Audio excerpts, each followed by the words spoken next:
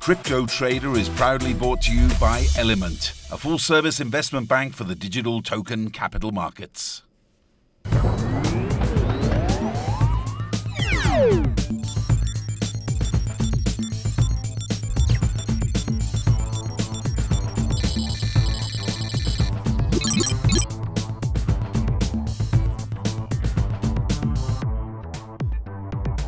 The CBOE lists its long-anticipated Bitcoin futures. The crypto market hits a new all-time high of over $500 billion. CryptoKitties cripples the Ethereum network. IOTA rallies 1,000% in just under a week, taking the whole market with it. And you may soon be able to buy a cup of coffee at Starbucks using your Bitcoin, even with the current block sizes. Those are your headlines. I'm Crypto Man Run, and you're watching Crypto Trader on CNBC Africa, still the world's only televised cryptocurrency investment show. If you want to join the show, you can follow us on Twitter at Crypto Man Run. And if you missed the show or want to share the show, you can find it on YouTube. The YouTube channel is CNBC Crypto Trader. In a move that is being hailed by the Bitcoin community as one which will bring some much needed credibility to Bitcoin as a bona fide investment asset, the CBOE finally released their long anticipated Bitcoin futures contracts. In the run up to the futures contract launch, the Bitcoin price went as high as $20,000 on some exchanges. When the Bitcoin finally opened on futures trading on Sunday, the price went down a lot lower to about $15,000. And today, well, we are closer to $17,000. Joining me from Estonia to make sense of this all is Richard Hart, and he is really very excited about these Bitcoin futures. Rich, for those people who weren't on our show a few weeks ago when you spoke about the Bitcoin futures, just remind us what Bitcoin futures are all about. Way back when we were growing corn, and you were worried whether your crop would maintain its value in the future or not, you could sell it before it was ready.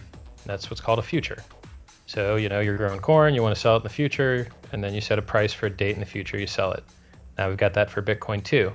So if you want to buy Bitcoin 3 months from now, you can buy a future for a contract which expires in 3 months. There's two kinds of futures. You can either get a cash settled future where you don't take delivery of the Bitcoin, and that's what is on the CME and the CBOE. The CBOE, which launched very recently, which has 4 times less volume than the CME, which is launching in 3 or 4 days, the 17th. So we also have options, or rather futures and options actually, that are settled in Bitcoin, where you take delivery of the Bitcoin on a platform called Ledger X. So right now, if you want to buy Bitcoin in the future and take delivery in the future, you can do it on Ledger X. If you want to just speculate on the value, the dollar price of Bitcoin, you can do that on the CME in 3 or 4 days, or the CBOE today. Some of these brokers won't let you sell. They'll only let you buy, because if you sell a Bitcoin future and the price goes up 10x, then you won't be able to pay the brokerage, and then the brokerage will have to come out of their own pocket to the central clearinghouse, the CME or the CBOE. They lose money. What you're saying is that what we've actually created here is a speculative asset, or a speculative type contract, because there's no real delivery of the underlying Bitcoin when the contract expires. Is that right? There is. If you trade on Ledger X, then you take physical delivery of the coin. If you trade on CBOE or CME, then you only settle in cash. There's no physical delivery. Let's focus on the CBOE and the CME futures, because I think those are the ones that are making the headlines today. When they started launching the Bitcoin futures, the price ran up from about $8,000 to $20,000. What caused that price rise? Just recently, in the last week or two, Bitcoin has more searches for it than the word gold. And that means that's a lot, right? So we've got massive retail investor demand, and we're just now getting massive institutional investor demand. Isn't there a risk that maybe people will start short selling the future or pushing the price down on the future? And if I think about it, if there are more non-believers in Bitcoin than there are believers in Bitcoin, it could be that the non-believers push the price down? The history of Bitcoin is that everyone that has ever shorted it has been destroyed. And that's the reason that if you trade on Interactive Brokers, to go long is 1x margin. To go short is 5x margin. It's 5 times more margin that they require you to short it than to long it. The CEO of Interactive Brokers paid for a full-page advertisement in the New York Times, where he said just as Bitcoin went from 700 to 7,000 very rapidly, so too could it go from 7,000 to 70,000. And all of the shorters would be so destroyed because they could never close their short because the market would be locked limit up every day. Let's talk about the CBOE futures trading volume. I noticed on the first day that about 3,000 or 4,000 contracts were traded. Give us some perspective in terms of how big that is as a world asset. The volume on that product is very low compared to existing volumes of existing exchanges that have been around for years and have huge customer bases. It takes time for people to get their feet wet, to understand the contract terms, to see how often it's locked limit up, limit down, to test the volatility. Institutional investors, they don't do FOMO. They don't fear of missing out, smash the order button, like some retail investors do. They get their feet wet and they get in, and once they start getting in and see good returns, they get in big. And that's the stage that we're at. So right now we're doing about a coin a minute of volume on the CBOE contract. That's just a single one that expires soonest in 1 month. And then as people see good returns on that, they're going to scale up their positions and you'll see the volume increase. This concept that futures are going to get shorted into the ground is hilarious, because right now the biggest exchange in the entire world that does Bitcoin is a futures market, and it's been around for years. Rich, I noticed that the futures are priced with quite a big difference between now and the first contract. But between the first contract and the second contract, there's a very marginal difference. Are the futures traders saying that they don't believe that Bitcoin will go up very much from January to February? I do not think that you should take pricing signals from a low volume instrument. If I wanted to go and set up an account on CBOE and paint the chart, I could paint that chart to say anything I want because there's not enough volume to fight me. So it's not safe to take signals from markets that are low volume. So these new future markets are awesome. They're amazing. They're a great on-ramp for new people that want to play. However, you shouldn't be analyzing them and trading on them because they are the lowest of low volume and therefore the most likely to give you false signals. You may soon be able to buy a cup of coffee at Starbucks using your Bitcoin, even with the current block sizes. This week was a significant week for the guys at Lightning Networks, and these guys are the guys that are using their technology to scale Bitcoin. I've got Elizabeth Stark on the line from San Francisco, and she's the co-founder of Lightning Labs. Elizabeth, some of our viewers are not that technical. For the non-technical viewers, can you explain to us what Lightning is actually about? Lightning is a layer 2 network that sits on top of Bitcoin. It enables instant high volume transacting with low fees, quite a bit lower than we have today. It enables you to batch settle on the blockchain, and you can transact for many, many thousands of times in between. The blockchain ultimately functions as this court or arbiter that can then interpret what are smart contracts that Lightning uses to ensure that your counterparty can't steal your money. So the really cool thing is you can transact, you can have a counterparty, you can send and route through other people, but your funds can't be stolen. And it's the blockchain and the security of the chain that verifies this. So I'm a layman, I'm not a technical person, I'm more like an investor person. Break it down for me in layman's terms. Let's use like names. Let's use Bob and Carol and Alice. Can you explain to me what this Lightning Network actually does as a layman? Totally. So in order to get onto Lightning, you have good old Alice and Bob, and they open what's called a 2-2 multi-signature contract on the Bitcoin blockchain. And maybe Alice puts in $10 worth of Bitcoin and Bob puts in $10 worth of Bitcoin. So they have one on-chain transaction that takes about 10 minutes, they pay a fee. Then they're on to Lightning, and they can update the state between each other. So you could have, say, Alice is 5, Bob is 15, then they go back to 10 and 10, Bob is 5, Alice has 15, and so on. But maybe Alice and Bob only see each other like once a year. So it's not that useful, even though they can pay each other instantly on Lightning. Now Alice wants to pay Carol. Turns out Bob can connect Alice to be able to pay Carol. And cryptographically, Bob cannot steal the funds. So Alice doesn't have to trust Bob, and Carol doesn't have to trust Bob. So then you can start routing the way that, say, packets route on the internet. Say if you're connecting from, say, South Africa and you want to get to San Francisco, Lightning can also route payments on the network. So what you're saying is that you're building a layer above the blockchain, an off-chain layer, which will allow people to transact between each other. And then what you would effectively do is net the transactions off at the end of the day or every 2 hours. Is that right? Yeah, so it's ultimately up to the user or the user's software as to whether and when they want to settle. But yeah, so for example, an analogy I like to use is, what if in order to send an email, you had to download any email that anyone in the world had ever sent? You'd never be able to send an email. Like, good luck ever doing that, on your laptop or your phone. That is how public decentralized blockchains work. That's why you have these full nodes that download and validate transactions. That's one of the key ways in which Satoshi solved the double spend problem in Bitcoin. And practically, how far are we from actually using the Lightning Network on the Bitcoin blockchain? So in terms of when, we're working as quickly as we can. Our team at Lightning Labs, we're about 6 people, not a ton of people. There are 2 other implementations out there that are working very hard as well.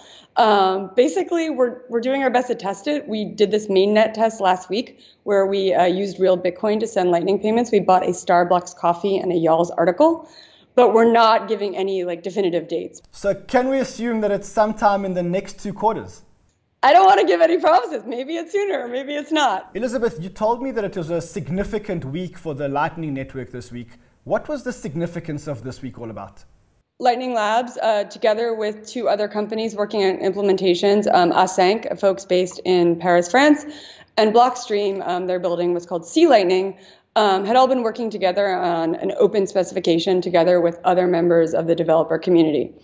And this is defining the Lightning protocol so that if any new person comes along and wants to build a Lightning implementation, and we're hearing about some, one may even be coming from South Africa, so I hear, they'll be able to be compatible with everyone else. So the 3 main implementations got together and conducted a test to show that all of the implementations are interoperable and they work with each other. So it doesn't matter if you're using LND or Eclair or Sea Lightning, you can still transact between each other, which was really exciting. Speaking of scaling, the Bitcoin network is not the only network having their own scaling issues. Imagine building a blockchain that had the promise to change every single industry in the world, to disrupt every single industry in the world. Imagine the number of development hours, man hours maintaining this blockchain. And then imagine that someone built an application to breed virtual kitties, and this application crashed the network. That's exactly what happened to the Ethereum network this week. An application called Kitties clogged the entire network. With me on the line, I've got the marketing director of the company that created Kitties, a company called Axiom Zen, based in Canada. Elsa Wilk, you're the marketing director. Why did you guys choose to go with kitties of all things to crash the Ethereum network? So yes, we decided to use cats to break Ethereum. And the reason for this is, if you think about the history of the internet, cats and the internet go together like peaches and cream. We know that people love cats. We know that they're mischievous in their nature. And we really wanted to test the technology and see if we could put cats on the blockchain. Elsa, how big is the team that built Kitties? We're about 18 people strong now. Is there a big plan here, or is the plan just to breed cats or virtual cats on the Ethereum network? Surely there must be a bigger plan. We're one of the world's first blockchain-based games, and we feel like this is something that will become a phenomenon and something that, well, we're already seeing it. People are starting to copy us. They've seen the huge success that we've had so far, and we're seeing other people try to duplicate it. And how long has the team been working on building this Kitties application? So various members of the team have been working on this for various lengths of time, but I would say a full-time dedicated team, about 3 months. Okay, be honest with me. Did you expect the reaction and the results that you got from Kitties? But be honest. No. We did not. Like I mentioned, this was an experiment. We wanted to test the technology. As part of rolling out CryptoKitties, we actually built our own new ERC protocol. It's called ERC 721.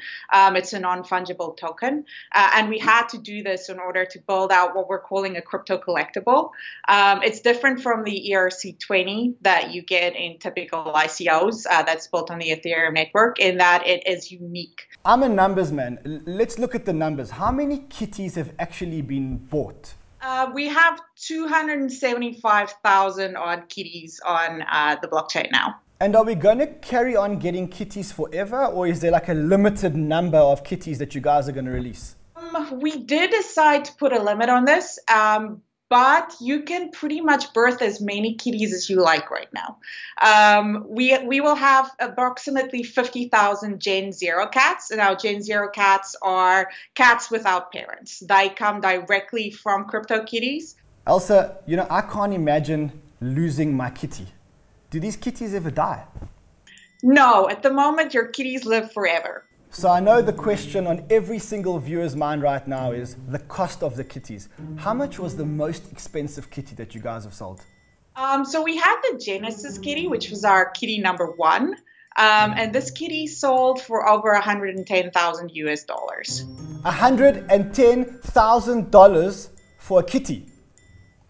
Repeat after me. We are not in a bubble. Stephen Mackey, you're an Ethereum guy. What do you think about a $110,000 kitty that crippled the Ethereum network? I think it's a great idea. As a person who's been around the digital age for a while and has experienced things like Neopets and stuff online where you collect digital online animals, CryptoKitties was like kind of a no-brainer. Let's talk about what the effects of CryptoKitties was on the Ethereum blockchain. You practically couldn't get a transaction through on the blockchain. It brought the blockchain to a halt. Doesn't this show the vulnerabilities of the Ethereum blockchain? It just shows that these platforms are continuing to grow. You know, just over the past couple of weeks since the application for CryptoKitties was released, they've been working on different ways to make their app more efficient. With sending transactions on the network, as well as the gas limit has effectively been risen over time by miners, and so the transactions are processing more smoothly and there's less congestion. So things are just kind of naturally progressing as the Ethereum ecosystem continues to evolve. Stephen, another one that I've been watching is the IOTA token. It's gone from about 45 cents a month ago to $4.50 today.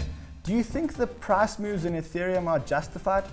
You know, in my personal opinion, I like to store my wealth in, you know, battle-tested blockchains like Ethereum and Bitcoin. Storing wealth in a new fragile system like that can be risky, but I think the technologies that they're working on with digital acrylic graphs, I believe is what it's called, DAG-like systems, I think over time they're going to play a major role in scaling certain niche projects. Steve, you run a fund, and we're going to talk about your fund, but are you holding Ethereum for your fund? Presently, if I was looking to deploy capital in you know, some of the, you know, the top assets right now, I myself personally would not feel comfortable exposing LPs to the risk like that currently. But, you know, again, like that can change. One of the things that we like to do is look at sentiment, you know, and the psychology of the space over time as there's more, you know, technical knowledge out there. Stephen, I'm looking at the EOS token here on my monitor, and it's also gone up 10x in the last couple of weeks. Do you know anything about what's going on at EOS? From what I know personally, the EOS network itself has not actually gone live yet. And it's also currently ongoing through a, you know, what's called like a continuous token sale. So they have like a crowdfunding issuance, and you can purchase EOS tokens from their crowdfund, and it's still ongoing. I believe it was set to go on for a year. Another one that's really moving is Litecoin. Now, I know that you bought Litecoin at $1. And Litecoin's trading at around $300 today. Is that valuation justified? I remember the days when Litecoin was trading at less than like $1. And it was always laughable because it always floated between like $1 and like $2 or $3 for a very long time after it had a huge run up to like 40 or 50 bucks. And the sentiment around Litecoin was always like, one day it'll be back, one day it'll be back. But my personal belief was there was too many like very heavy holders in the market of Litecoin for it to really take off. And since it's added to Coinbase, it's, you know, been in another one of those, like what some people will quote as the poor man's Bitcoin. but it may very well soon be, the turnout, just another gold mine, which is ironic because it's seeking to be the silver to Bitcoin's gold. Stephen, last night you guys launched a website for your new fund, Amentum. Tell us a bit about your fund and what you guys are doing. Yeah, so essentially, we're launching a fund to a private pool of investors, and we're US based. And so we're looking to invest into public crypto markets, like Bitcoin and Ethereum, taking passive long positions and adjusting as the space progresses, as the psychology and the sentiment continues to expand and contract. But also we're investing more kind of like venture style into ICOs, pre-sales, the launch of new utility tokens, public protocol launches, etc. What makes you guys different? What makes you guys believe that in this competitive environment, you guys can really raise money? It's what we bring to the table. So, it's a very diverse group of individuals with a diverse, set of cross-disciplinary skills within crypto. As you would know, the more diverse skill set you have, the better. It's better to kind of not necessarily be a specialist in one thing because crypto grows so quickly. If you're anything like me, you may have developed a severe allergy to ICOs over the last couple of months. We take so many risks when we invest in an ICO. We take a risk the team won't deliver the project. We take a risk that the project may not work. But now we take a different risk. We take a risk that the Bitcoin or Ethereum that we use for ICOs, from the time that we give it to the ICO guys, will increase in value. And when the ICO launches, the ICO won't increase in value. And they call that risk an opportunity cost. So I've abstained or refrained from getting ICOs on the show. But I went all the way to Russia and I found an ICO that actually may work. And I've got their legal guy here in South Africa in my studio. Stan Shushko, why do you believe that BankX will buck the trend of these ICOs? Why I'm sure that our project will be perfectly going on, because we are already on the market for 2 years. So we have already existing products. ICO is a kind of a way of rolling this platform that's already is on the way of coming, because we already have a protocol itself of tokenization. So we are highly level supported with the crypto community, and this is just a fantastic time of coming, and this project is definitely turned the world upside down. But what does BankX actually do? So we have started our business in connection to help banks with the liquid assets and to help their clients to provide with the funding. So you take clients who have assets and you create a marketplace and you tokenize the assets that the client has. Is that right? Absolutely right. But there is one major difference. There are a lot of projects now that offer tokenizing of assets. We do quite another thing. We may make a securitization through tokenization, and we attract funds to expand the existing business of the clients. So we are creating the classical banking services on new wheels of crypto. So if I'm a person who owns a building, and I need to build another building and I need finance, we are the right way to you to go. I come to you and I tell you I've got a building, and you tokenize my building, and you sell the tokens of my building to a marketplace of banks and other financial institutions. Yes, we we will issue tokens that will be smart contract tokens. We will offer them to the number of investors that maybe not only banks or financial institutions, maybe the most of it will be individuals. You told me outside about a new coin that you guys are creating for Hollywood. How does the Hollywood coin work? We are launching this movie coin that will let anybody participate in the creating of the movies, and that will be just a fantastic thing. This definitely changed the world of even of movie making. Let's talk about your token. So you guys are doing an ICO. I know you guys have had amazing success. I looked at your website earlier and your ICO is almost fully subscribed. What is your token about? So our token will let this platform go properly. So nowadays we offer tokens, we offer our BKX tokens to investors and they will be used to tokenize assets that will come. But I'm sure you that most of investors that buy tokens now, they see the future of this platform.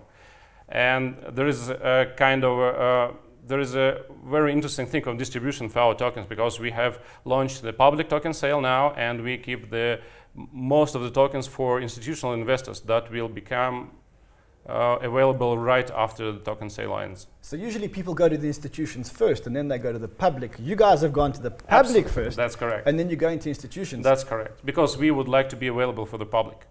I'm going to make an assumption that the reason why you're going to the institutions is because the institutions actually need your tokens to operate their businesses. You got it.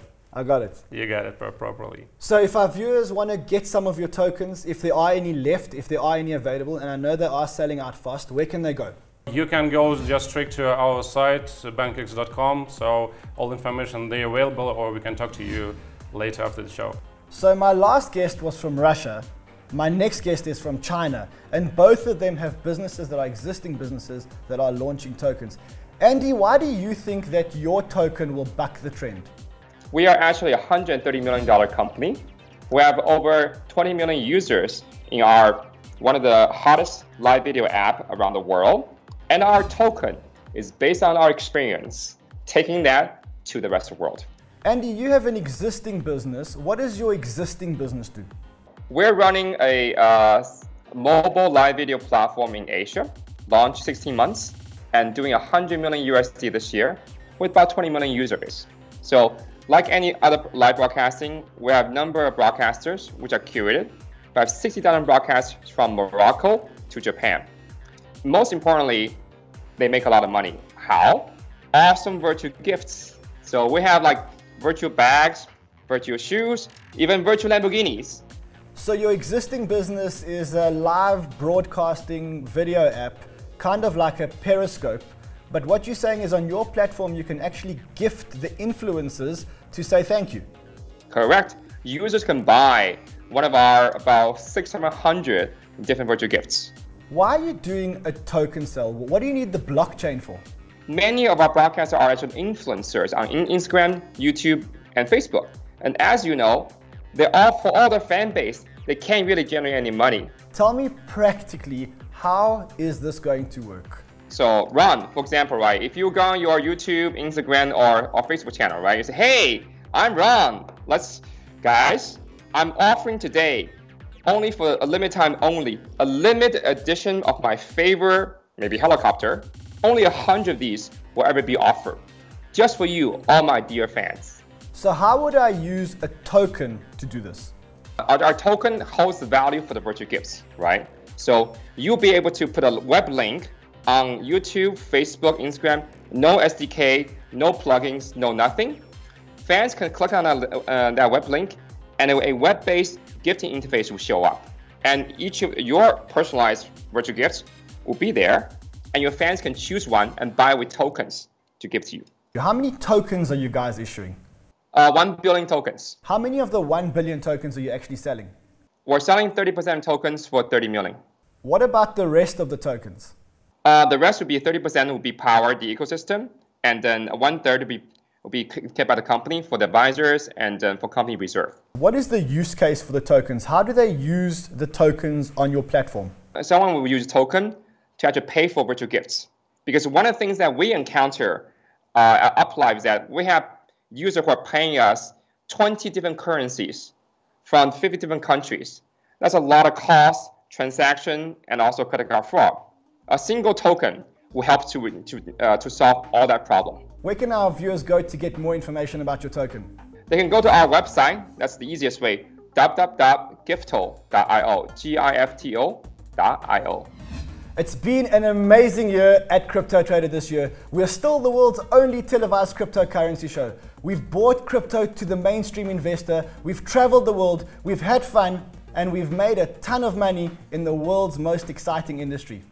We need to give a big thank you to our sponsors at the Element Group for bringing the show live on air, and to our viewers for watching the show. And in the spirit of the festive season, I've made some cool Bitcoin caps that you guys can have if you retweet the tweet on my Twitter today. So guys, it's been amazing fun. I'll see you in the new year. And until 2018, I wish you many, many, many happy returns.